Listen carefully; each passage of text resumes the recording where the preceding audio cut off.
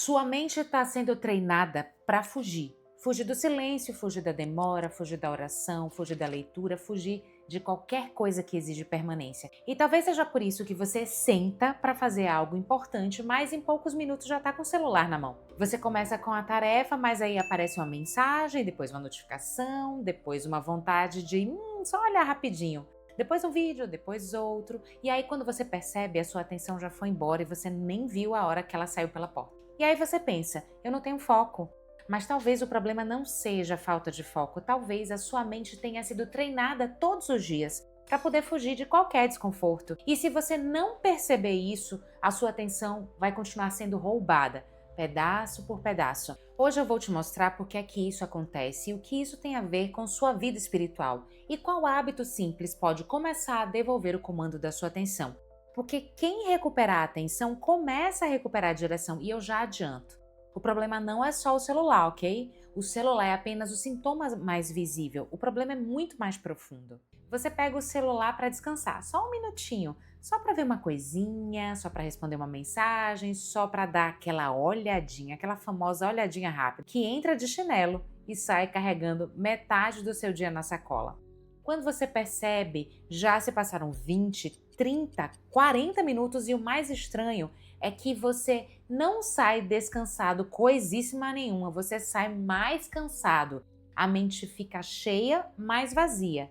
Cheia de informação, cheia de imagem, cheia de opinião, cheia de ruído alheio, mas vazia de clareza. Aí vem a culpa. Ai, eu perdi tempo de novo. Ai, eu devia estar fazendo outra coisa. Eita. Eu prometi que hoje ia ser diferente.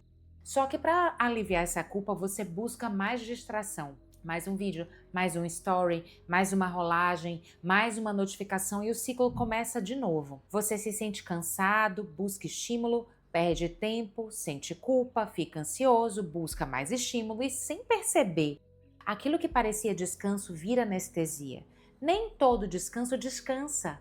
Às vezes aquilo que você chama de descanso é só anestesia com Wi-Fi.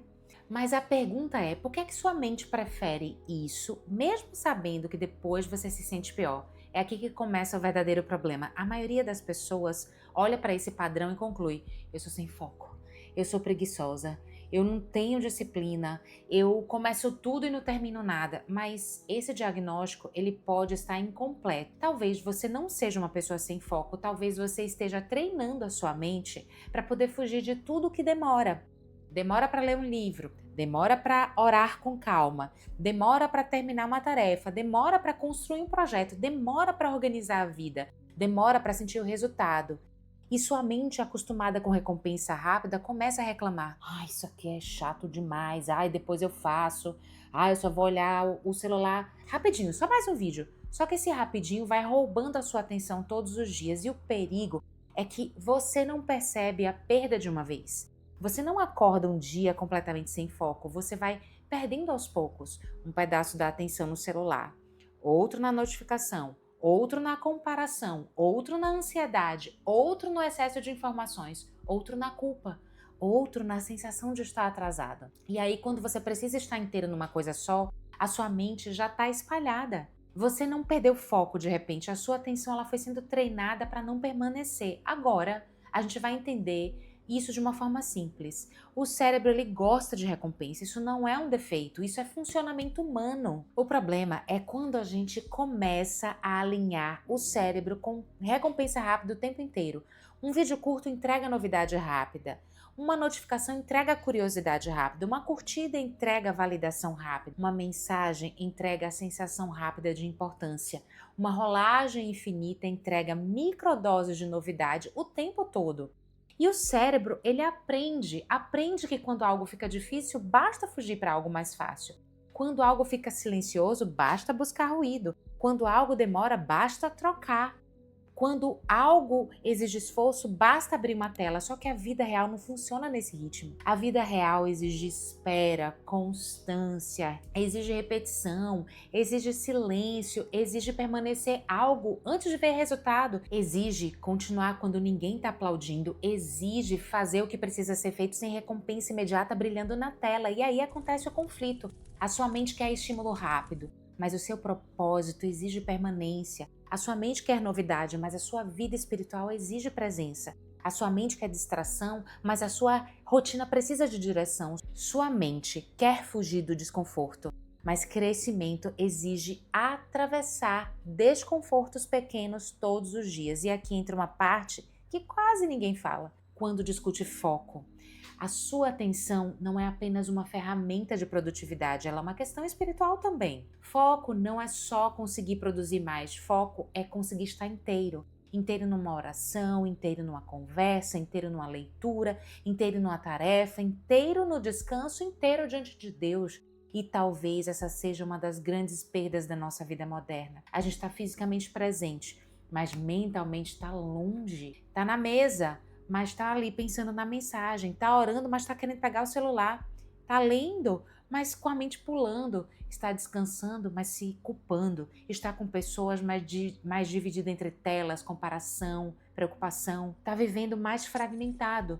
E uma alma fragmentada, ela tem dificuldade de ouvir direção. Não porque Deus parou de falar, mas porque a nossa atenção está sempre espalhada. E aí vem uma pergunta importante aqui. Quem é que está discipulando a sua atenção ou o que está discipulando a sua atenção?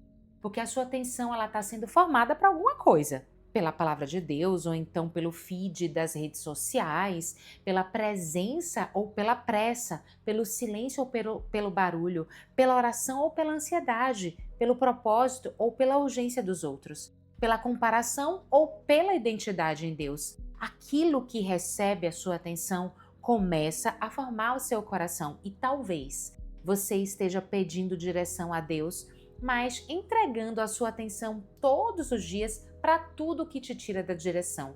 Deus não precisa disputar espaço com todas as abas abertas da sua mente. Nós é que precisamos fechar algumas janelas. Uma mente sempre estimulada, ela tem dificuldade de perceber a direção. Agora, nós vamos aprofundar. Às vezes você não pega o celular porque você quer se divertir. Você pega porque quer fugir. Fugir de uma tarefa difícil, fugir de uma decisão, fugir de uma conversa, fugir de uma sensação, fugir do tédio, fugir do silêncio, fugir de uma ansiedade que você não quer encarar, fugir de uma culpa que você não quer dar nome a ela, fugir de um vazio que ficou barulhento demais quando tudo ficou quieto. E é por isso que o estímulo vicia. Porque ele anestesia rápido. Você se sente desconfortável? Pega o celular. A mente muda de assunto por alguns minutos e você não sente aquilo que estava te angustiando, aquilo que você precisava sentir, mas depois volta. A tarefa volta, a ansiedade volta, o vazio volta, a culpa volta. Só que agora você também perdeu tempo e isso gera mais culpa, mais ansiedade, mais fuga. Esse é o ciclo, ele é cruel porque ele parece inofensivo.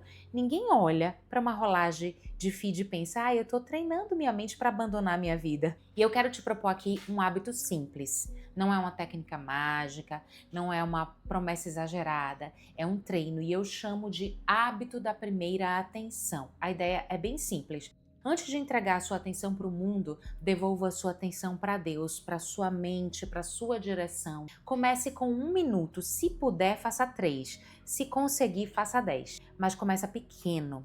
1 minuto sem tela, 1 minuto sem áudio, 1 minuto sem feed, 1 minuto sem mensagem, 1 minuto sem estímulo externo. Só você, sua respiração, sua mente e Deus. E nesse minuto, faça 3 perguntas. Primeira pergunta, o que é que está ocupando a minha mente agora? Sem fugir, só perceba. Pode ser ansiedade, cansaço, preocupação, comparação, pode ser vontade de correr para o celular. Nomear já é começar a retomar o controle. Segunda pergunta, o que é que realmente precisa da minha atenção hoje? Não tudo, não a vida inteira, não as 1000 pendências, uma única coisa. O que é que realmente precisa da sua atenção? Sua oração? Seu trabalho? Seu corpo? Uma conversa? Uma tarefa? Uma decisão? Um descanso? E a terceira pergunta, Deus, qual é o próximo passo simples? Não peça a vida inteira resolvida, peça o próximo passo. Porque clareza muitas vezes não vem como um mapa completo, vem como próxima obediência. E se você der o próximo passo, você já saiu do automático. Então, como é que a gente pratica isso na vida real? Você pode fazer o hábito da primeira atenção em 3 momentos. Pode ser ao acordar, antes do celular, você vai sentar na cama, respirar e dizer: Senhor, antes das vozes do mundo, eu quero recuperar a minha atenção. Pode ser também antes de uma tarefa importante, antes de abrir o computador, antes de estudar, antes de escrever, de gravar alguma coisa, de resolver algo difícil, você vai perguntar: o que é que merece a minha atenção pelos próximos 10 minutos? Pode ser também antes da oração. Sim, antes da oração, porque muita gente tenta orar com a mente já sequestrada. Então, antes de começar, você vai parar, respirar e dizer: Deus, minha mente está espalhada, me ajuda a buscar ela de volta, me ajuda a voltar. Isso já era oração. Mas para esse hábito funcionar, não basta a boa intenção. Você precisa organizar o ambiente. E aqui entra o método SRH, o método que eu criei para poder transformar o nosso hábito em algo que realmente acontece. Então, bora lá. Transformar esse hábito em prática pelo método SRH, Sistema, Rotina e Hábito. Sistema é justamente preparar o ambiente para facilitar a atenção, porque não adianta a gente pedir foco para uma mente cercada de convites para fugir.